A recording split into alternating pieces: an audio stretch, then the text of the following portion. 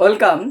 1 June 2026 থেকে রাজ্যে মহিলাদের জন্য চালু হচ্ছে অন্নপূর্ণা যোজনা, যেখানে মহিলারা মাসে 3,000 টাকা করে ভাতা পাবেন। আগে যেটা লক্ষ্মীর ভাণ্ডারে 1,500 পেতেন।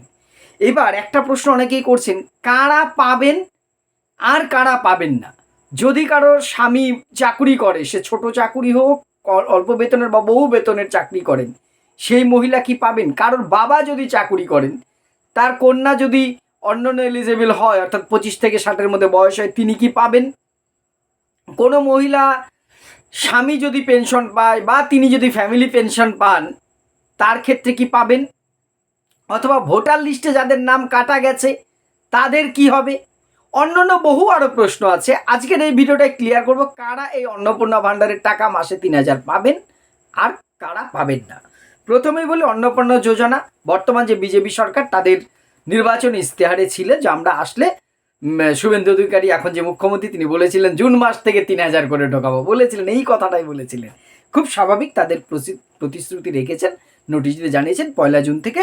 কারা পাবেন?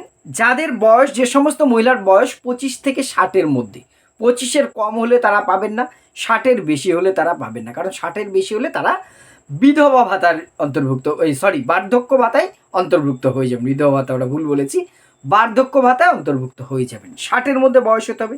ইনকাম ট্যাক্স দেন এমন মহিলারা কিন্তু পাবেন না। ইনকাম ট্যাক্স দেন এমন মহিলা, অর্থাৎ আপনি চাকরি করুন বা না করুন, বড় ব্যবসায়ও যদি করেন, আপনার নামে থাকে, আপনি যদি ইনকাম ট্যাক্স দেন, তাহলে কিন্তু আপনি পাবেন না। আর সরকারি কোনো জায়গার থেকে আপনি যদি কোনো বেতন পান, সরকারি বেতন পেনশন আপনার নামে যদি হয়, সেক্ষেত্রে পাবেন। এই 3টে ক্রাইটেরিয়া এই নোটিশটাই রেখেছে।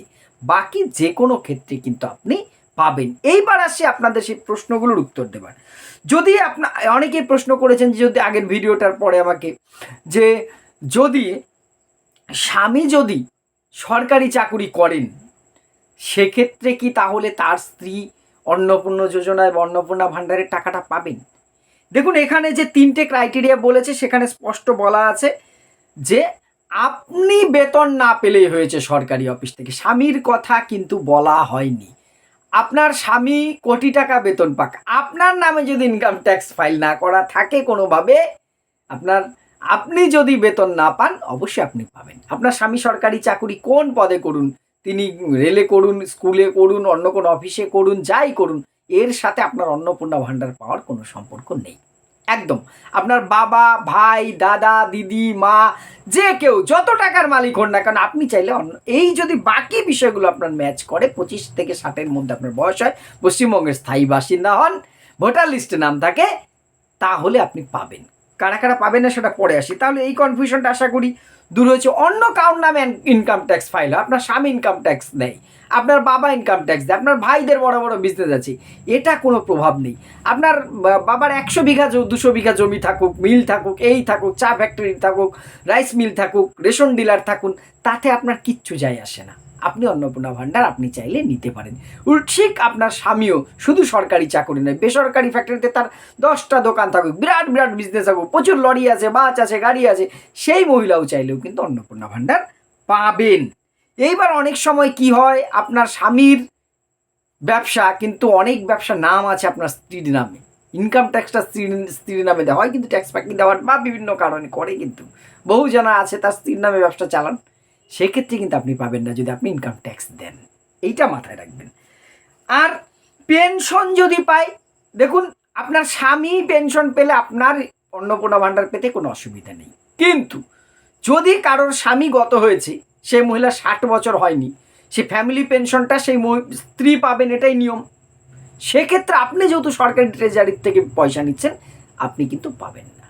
যে কোনো সরকারি ট্রেজারির থেকে কোনো বেতন ভাতা নিলে আপনি কিন্তু আর অন্নপূর্ণা যোজনায় পাবেন না, এটা স্পষ্ট করা আছে।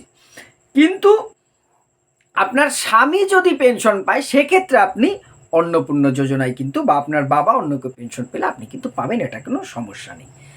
একমাত্র এবার ভোটার লিস্টে, এই যে এসআইআর এর পরে কারা পাবে, ভোটার লিস্টে নাম থাকলেই আপনারা পাবেন। 25 থেকে 60-এর মধ্যে বয়স, পশ্চিমবঙ্গের স্থায়ী বাসিন্দা মানে, এবং ভোটার লিস্টে নাম থাকতে হবে। যদি কারোর ভোটার লিস্ট থেকে নাম ডিলিট হয়ে থেকে থাকে, তাহলে কিন্তু তার সমস্যা আছে। অনেকের আছে শিফটেড হয়েছে। ধরুন কোনো মহিলা আগে তার বাপের বাড়ির অ্যাড্রেসে ছিল ভোটার লিস্টে, এবার নতুন একটা জায়গায় তার স্বামীর ঠিকানায় চলে এসে, সেক্ষেত্রেও তিনি অন্নপূর্ণা ভাণ্ডার পাবেন। আগে যদি তার বাপের বাড়ির ঠিকানায় থেকে থাকে সেটা অটোমেটিক চেঞ্জ হবে, যদি না হয় 1 জুনের পরে নতুন করে পোর্টালে আপনি অ্যাপ্লাই করলে আপনি অন্নপূর্ণা যোজনায় টাকা কিন্তু পাবেন। এক্ষেত্রে নাম পেতে অসুবিধা নেই, তবে ভোটার লিস্টে নাম না থাকলে কিন্তু আপনার যদি নাম ডিলিট হয়ে থাকে আপনি পাবেন না। তবে হ্যাঁ, সিএতে যারা যোগ্য, যারা সিএতে অ্যাপ্লাই করতে পেরেছেন, সেই মহিলারা সেই সিএর অ্যাপ্লাই করার কাগজ দেখিয়েও কিন্তু অন্নপূর্ণা যোজনায় পয়সা বা টাকা বা ভাতা পাবেন। সিএতে কারা অ্যাপ্লিকেশন করতে পারবেন?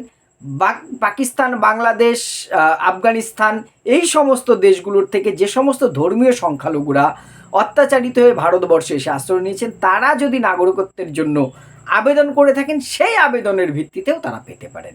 অন্যরা ভোটার লিস্ট থেকে ডিলিট হলে কিন্তু এই যোজনার সুবিধা পাবেন না। আশা করি আপনাদের প্রশ্নের উত্তরগুলো ক্লিয়ার করতে পেরেছি। এ সংক্রান্ত প্রশ্ন থাকলে অবশ্যই কমেন্ট করবেন, আমি উত্তর দেওয়ার চেষ্টা করব। ধন্যবাদ।